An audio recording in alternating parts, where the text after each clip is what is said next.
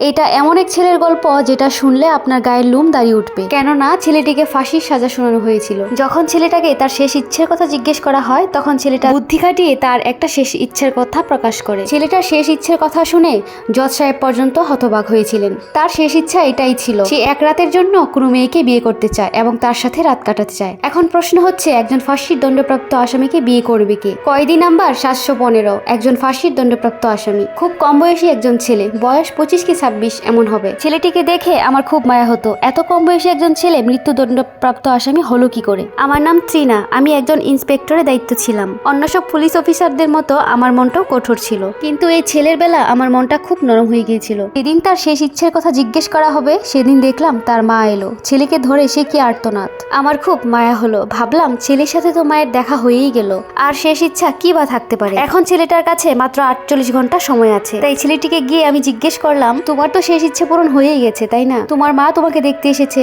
ছেলেটা আমার দিকে তাকিয়ে বলে, কি বলেন আপনি?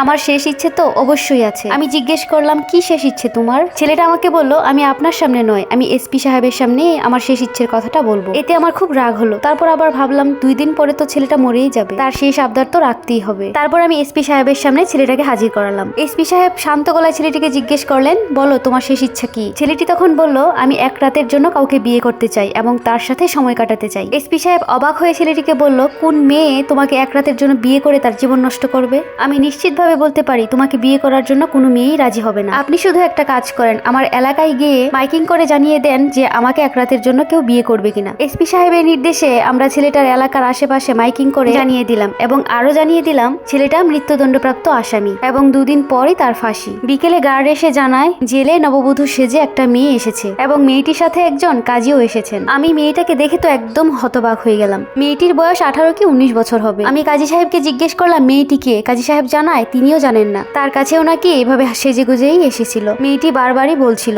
আমাকে রিপনকে বিয়ে করতেই হবে। বুঝতে পারলাম মেয়েটি রিপনকে অনেক ভালোবাসে। তারপর রিপনকে জেল থেকে বের করে অফিসে বসানো হলো। রিপন বলছিল আমাদের দুজনকে সারা রাত একসাথে থাকার সুযোগ দিন, পরদিন মেয়েটা চলে যাবে আর আমি মৃত্যুকে বরণ করে নেব। আমার চোখে জল চলে আসলো আর মনে মনে বললাম সত্যিকারের ভালোবাসা হয়তো এমনই হয়। কিন্তু আমরা এটা জানতাম না এর ভেতরে এত বড় একটা কাহিনী লুকিয়ে আছে, যা পরদিন সকালে আমাদের সবাইকে বোকা বানিয়ে দিল। হ্যালো, নমস্কার, কেমন আছেন সবাই? গল্পের পরবর্তী অংশ জানতে চাইলে অবশ্যই বেশি বেশি রিয়াক্ট এবং কমেন্ট করুন এবং চ্যানেলটিকে সাবস্ক্রাইব করে পাশেই থাকুন।